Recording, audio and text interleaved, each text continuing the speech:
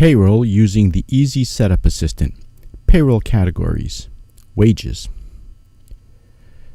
We have 5 types of payroll categories in U.S. payroll. Wages are all monies paid to an employee for labor or services rendered on an hourly, salary, or other basis. Accruals are items such as vacation and sick leave, which employees accrue under the terms of their work agreement. Deductions are monies withheld by the employer and paid to other organizations on behalf of the employee, for example, union fees and medical insurance. Employer expenses are employer-paid benefits and expenses, for example, medical insurance, unemployment taxes, matching taxes such as FICA Social Security. And taxes are the amounts withheld by the employer from the employee's paycheck and paid to a federal, state, or local government. When we subscribe to the Payroll Tax Table service, all the information for the taxes category is provided by AccountEdge. We just need to ensure the correct taxes are associated with our employees. Providing this information for the 4 other types of categories is our responsibility, because those categories are company specific. Let's look at a wage. This is the base hourly wage. The type is hourly. For an hourly wage, we have the option of selecting a pay rate of either the regular rate multiplied by some number or a fixed hourly rate. For base hourly, this number is usually 1.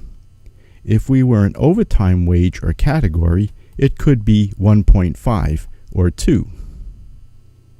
Alternatively, we can enter a fixed hourly rate. This dollar amount per hour will be the same for each employee associated with this wage category, regardless of their hourly base pay. We would do this to set a different wage for some specific activity. We could use this when an employee works in a different position at a different rate during the same pay period. If we set this type to salary, we would not have this option.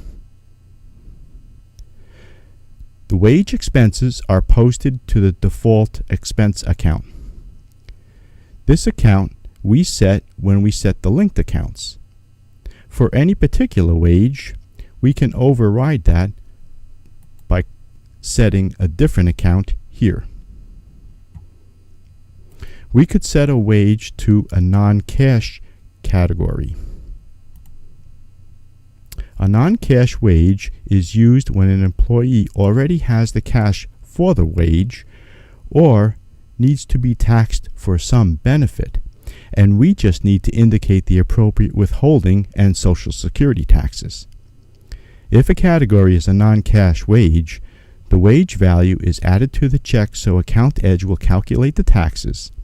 Then it will be removed from the check because the employee already has the cash. If this is a regular wage, we don't need to worry about this. There are 3 different types of non-cash wages: reported tips, allocated tips, and other non-cash wages. Reported tips are automatically assigned to Box 7, the Social Security tips box, on a W-2. And we usually need to withhold taxes on reported tips.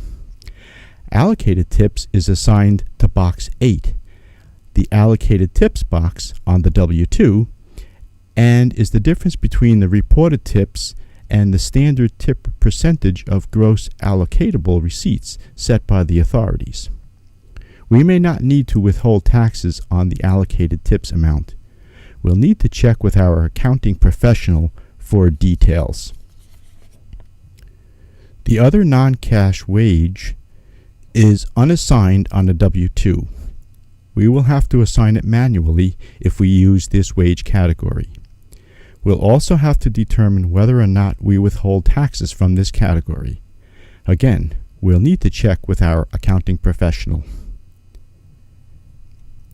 We can assign this wage category to employees by clicking on the Employee button and placing a check mark to the left of the employee's name. We could indicate this wage is exempt from some taxes or deductions by clicking on the exempt button and placing a check mark to the left of the tax or the deduction we wish to be exempt from. When we do this, AccountEdge will not withhold taxes or make deductions on wages in this category.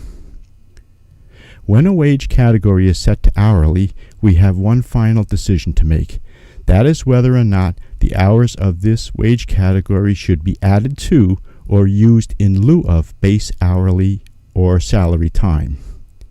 If the category is something like an overtime category, it would be added to the base hours. If it's vacation time, then it would probably be used in lieu of base hours. In other words, if we indicate 8 hours of vacation time, the period pay would remain the same with a combination of regular and vacation time. We click OK when we're finished.